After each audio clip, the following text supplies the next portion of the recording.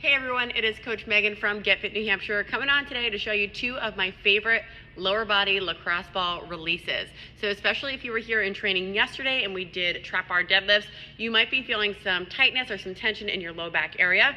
Oftentimes that's because you've got some tightness going on in your glutes or your hips that are creating that referred pain. And I want to remind you also that it is okay to feel your lower back. It's okay to feel tightness or tension in your lower back. Structural pain is obviously not okay, but don't be alarmed if you do wake up and you feel some tightness. That just is your body giving you some feedback like, hey, I need a release here. So always turn to some rolling or some stretching to give your body that release and let the pressure off of your low back. Number one is a hip smash. So you're gonna take your lacrosse ball, you're gonna locate your hip bone, and then you're gonna put the lacrosse ball right below into that soft tissue. It's not gonna feel very soft to start, but we're gonna work on softening it up a little bit because sometimes that tightness is creating some referred pain in our low back. So come with me right down to the ground so you saw where the lacrosse ball is. So it's in that soft tissue area right below my bone. And then I'm gonna take my knees and I'm gonna stack them up. They're gonna come right up to a 90-degree angle. And I'm gonna lower myself all the way to the ground and just let that lacrosse ball sink right in. So we're gonna take some deep breaths here.